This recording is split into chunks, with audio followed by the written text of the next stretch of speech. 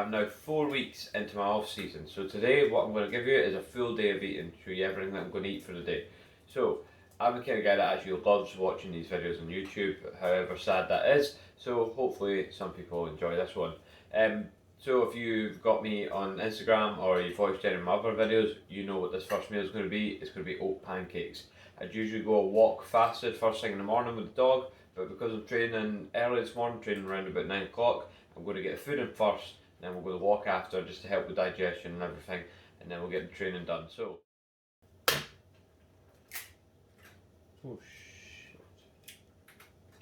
You've seen that I made a complete cunt of that. Usually just use a white, but the whole eggs went in, but I suppose we're having a whole egg today. So if you guys want to see how these are made, I've actually done a video on this, so I'll try and get the link up there. Hopefully that's the right way I pointed. If not, then I've just looked like a complete fucking idiot. Meal anyway. One for Lexi. Lexi's on a pretty strict meal plan. She eats the same stuff every day. Quite a restricted diet, Lexi. You need to get more variety in there. But luckily for her, I've gave her some dry ass chicken to eat straight out of the air fryer as well, so couldn't be any drier. I think she's looking forward to it.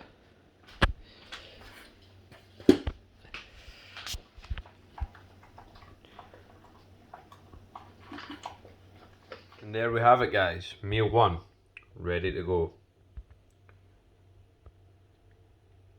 This will probably only last about like 10 seconds.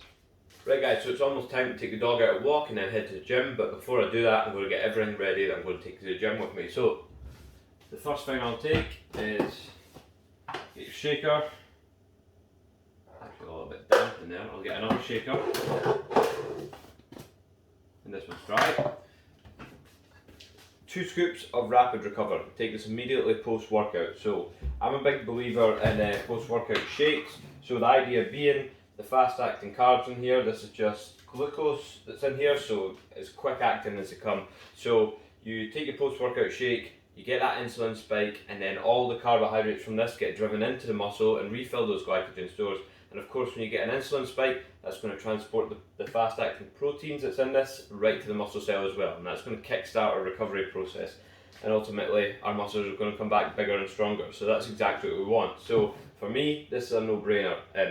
I've not done a workout without this stuff in about 6 years. 2 scoops, chocolate Rapid Recover. And despite all the benefits of this stuff, it tastes unreal. So yeah, that's another benefit today.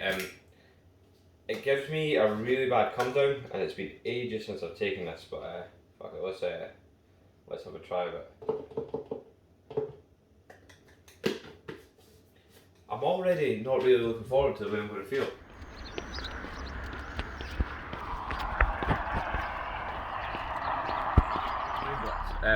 What flavour was it? I can't remember. But anyway, it tastes like shit. So, here's a top tip. If your pre-workout tastes like shit, get some diluted juice. This is just one of them wee squeezy things. I can smell that shit already. It smells fucking horrendous. So yeah, basically put some diluted juice into the pre-workout. Try and make it taste slightly tangible. This goes back to the optimal orange days, so that stuff I mentioned. It tasted fucking horrendous. You had to do something to make it taste better. So I wouldn't say this Brain Blitz tastes as bad as that, but it certainly does not taste good. It's not like the Alpha Line Superhuman where you actually enjoy the drink, or defib when you get Blue Slush defib in the middle of the summer. Put it into the freezer and it's actually like having a slush puppy. It's just unreal. This shit, not so unreal.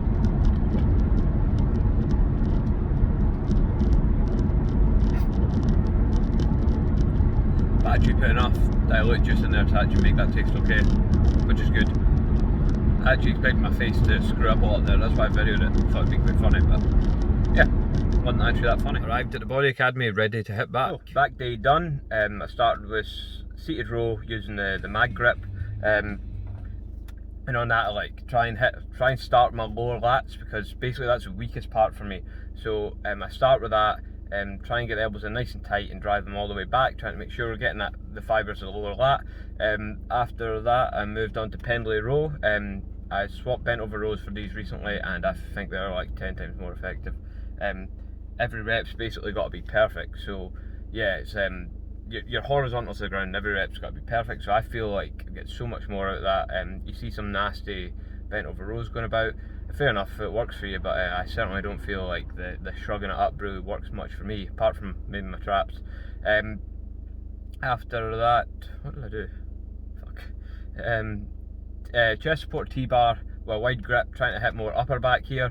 It's just an area I feel I'm lacking a little bit, and I've got like inwardly rotated shoulders, and that's something I'm trying to sort out. So I'm trying to even it up. My chest is a bit like overpowering and pull swings forward, so I'm trying to even it up a little bit. From there, moved on to wide grip pull-ups. They're doing them at this stage in the session is really hard, but I still got like I put 25 kilo on the belt and still got like 7 reps, which I was happy enough with. After that, straight arm pull down, which is an exercise I think is absolutely brilliant. Not many people actually do it, but you're getting the full range of motion on the lat there. Like, you don't get that in many exercises, so I think that's a brilliant exercise to do, and it feels like it really works for me. A lot of the exercises I do, because internally they feel like they're working a lot for me, that's why I stick with them. If I feel like something's not working, like the bent over row, I'm just like, right, let's get that out, let's try something else. After that, I done deadlifts. So I'm just like, I've had a mid-trap kind of injury to do with inwardly rotated shoulders, funny enough, and just kind of getting back into deadlifting. I hadn't really been deadlifting through the end of my prep there. I went up to 180 for 6 today, dead stop as well, so dead stop is fucking shit. Just, it's fucking horrible. Like, touch and go, I could have probably easily done a 10 at 180, but when you're doing dead stop, it's fucking so much harder. But I've kind of got to do that to make sure that I'm nailing my form. Otherwise, if my shoulders come forward, I'm going to get that niggle again. It's going to fuck my training for another couple of weeks. So yeah, just got to be careful of that. Back offset, I dropped down to 160 for 10, and that was a lot more brutal than the 180, to be honest. Yeah, it was just fucked. The lungs were fucked at the end of that. A little bit of biceps to finish off. So yeah, I'll post a full session. I'll make a wee thing and put it up after this, so you can read through it, give it a try if you like. Let me know how you get on.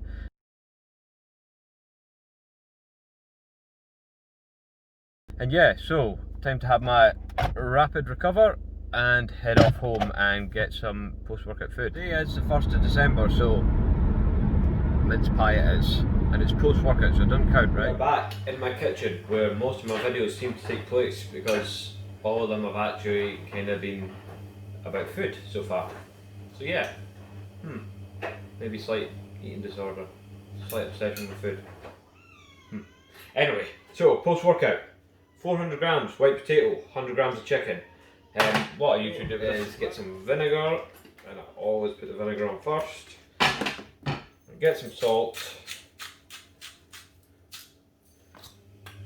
Put the lid back on. Try and put the lid back on. Shake it.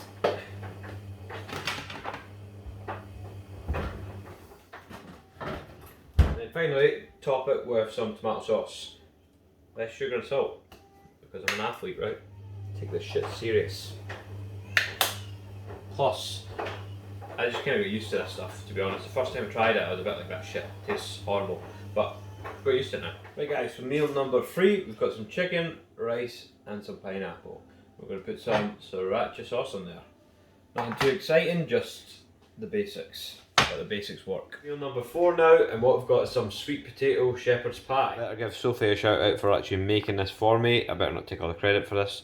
But yeah, I've never actually had shepherd's pie with sweet potato, so I'm looking forward to trying this. So, in reality, that's how it's going to be eaten. Mashed up to fuck. And of course, 5% lean beef, because I'm an athlete, remember. So, meal number 5 guys, I forgot I was doing this and I ate it. So all I've got to show you is a wrapper. So yeah, an outright bar. These are pretty decent. Back home now for my final meal of the day. I'm having French toast. Dish that I've actually mastered yet, but see how these go. They look alright. A wee bit burnt, but they'll be alright. With that, I'm having 1 scoop of AGF protein, carrot cake flavour. If you've not tried this, carrot cake didn't sound like the most appealing flavour to me. I'm not a big carrot cake fan, but it does just taste nice. It actually really tastes like the icing on the top of it. If you make it nice and thick, that's the kind of taste you get. And to finish up, I'll have this is a multi-mineral multivitamin, and 2 omega-3 fish oil tablets. So, I hope you guys enjoyed that. I hope you guys got an insight into what I eat for the off season and gives you some ideas of some things to eat as well. Please do like and subscribe and leave a comment if there's anything you want to say. I'll try and make the next video not about food because all of my videos have been about food so far. So yeah, that's the kind of guy I am. I like food.